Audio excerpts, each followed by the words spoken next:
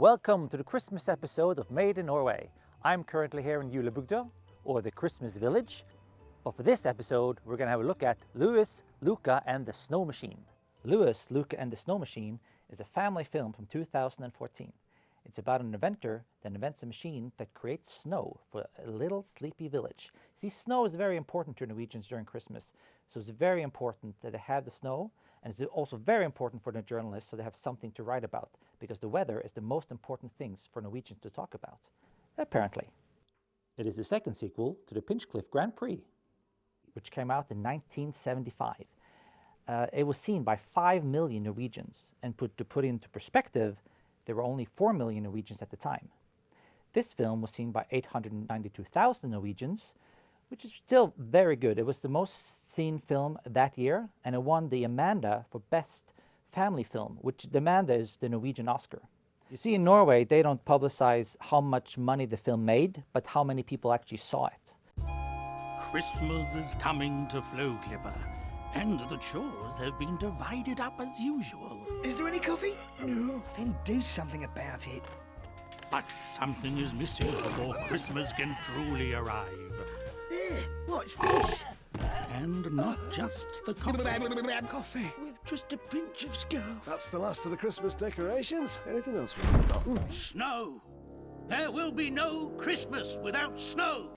The main characters in the film is a magpie, a hedgehog, and an inventor named Alfie. They're all based on characters created by Kjell Aukrust, who this year in 2020 would have been 100 years old. If you haven't seen or heard of these characters before, it might be kind of strange to see a human inventor live with a magpie who smokes cigars and drinks cognac, and a hedgehog who wear clothes. Because none of the other characters in the film are animals who speak and wear clothes. But once you get over that fact, it's a very enjoyable film, and all the characters always get their little screen time, their little moment that you can tell that they're having a lot of fun with all the characters. What's on your mind, Luca? Everybody's hoping for snow, and there is no... Yeah, Luca has a point. Think of all the people who have a Glide Max 1000 that they can't ride. I mean, how would you feel, eh? Can't you do something, Alfie? So we know Christmas is coming. If you are a big fan of animation and stop motion, this is definitely a film for you. In America, they have Pixar. In Japan, they have Studio Ghibli. And in Norway, we have all these characters created by Kjell Aukrust. Norway has a really strong background in animation in all forms. Stop motion, now computer animation and cartoons. So if you're a fan of Pixar and Studio Ghibli, this is something very Norwegian, Scandinavian, and for the whole family to enjoy. And this film is perfect to watch during Christmas. And for this episode, we're very lucky to have the director as our special guest.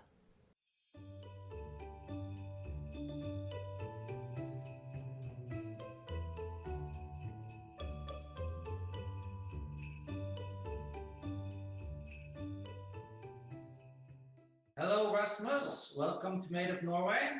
Hello, hello. Thank you for bringing to life the classic characters by Kjell Aukrust. Yes, thank you. So what drew you personally to the project? Do you have a personal relationship with the characters? Well, I was very lucky to work with Kjell Aukrust in the mid-90s.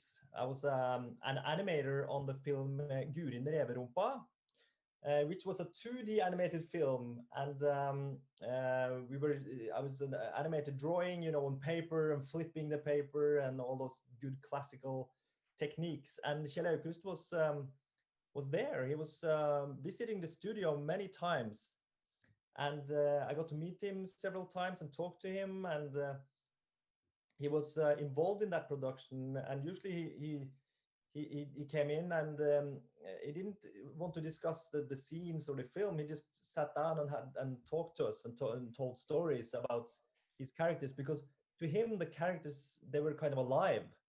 They were living together with him, especially Solan and Ludvig. He said that they lived with him in his apartment, so it was natural for him to just sit down and talk about them. And during those production years, I really felt that I knew the world and the characters but I also felt that so when I got the invitation to the project and asked by the film's producer Cornelia Boysen to direct it, I felt some confidence in it. At the same time, it was a bit scary because it's so dear to so many Norwegians. I still felt that because I had this experience with Kjell, I kind of knew what kind of tone the film should have in a way, and that was maybe the most important, to find that string and that tone of the film. Yeah, so was stop motion the right way, you felt? Because the first sequel was hand-drawn animation from the 90s, Yeah. and this is stop Yeah, motion. Was that a conscious choice?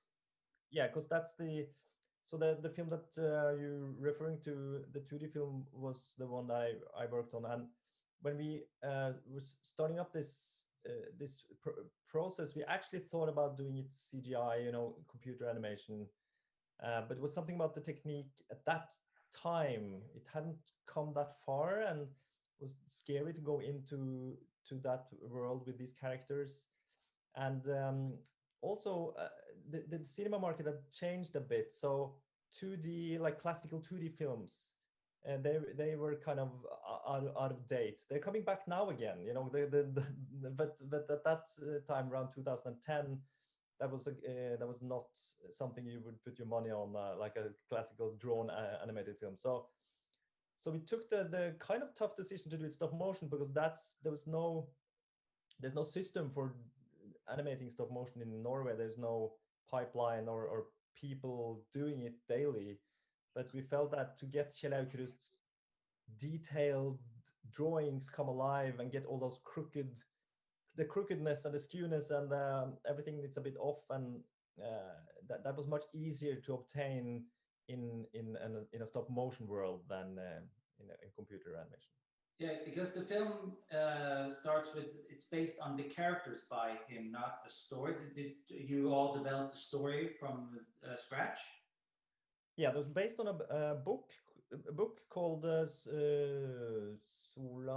and Ludvig's Jul, I think, which was a very, very small and short story, and we developed it from there.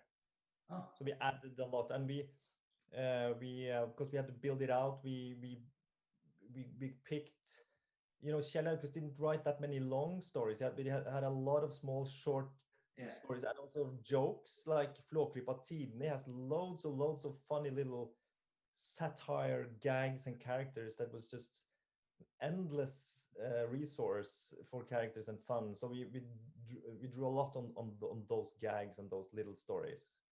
Do you have a favorite moment from the film or story that either you developed or he developed? I think what I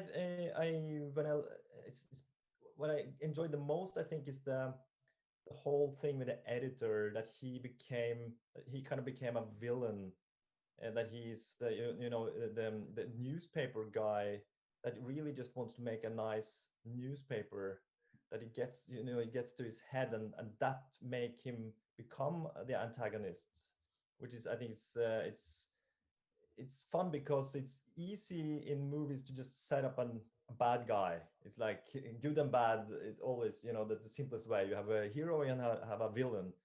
But it's, of course, very fun if you can develop some kind of psychology behind why the characters, become a bad guy. And I think Pløsen in this case just wants to do well and make a newspaper, but he gets on the wrong road, and he just has to follow that path until it goes wrong. Yeah, because all the characters are very nice. Like when Alfie reacts to his invention getting stolen, he's kind of just, well, look what you did now. That's naughty. I mean, he doesn't have even being tied up and kidnapped. He doesn't have a reaction. I mean, like a angry reaction. Yeah, that's true.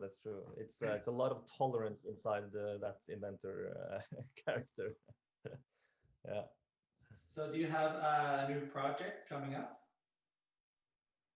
Yeah, I'm now working on a film called When the Robbers Came to Cardamom Town, which is based on a Norwegian best-selling book by the author Torbjørn Egner, which also is famous for animals in the Hakkebakki forest and other stories in Norway. So that's very nice and very interesting project where we're starting shooting quite soon. It's a combination film, so it's got both stop motion in it and CGI. So we're both. yeah. So the characters are probably stop motion, and the world is CGI, or It's the other way around. We're gonna build miniatures of all the sets and shoot that, and then add the animation on top. So it's quite exciting. Is there anything else you would like to add, like a trivia about the film? Ooh.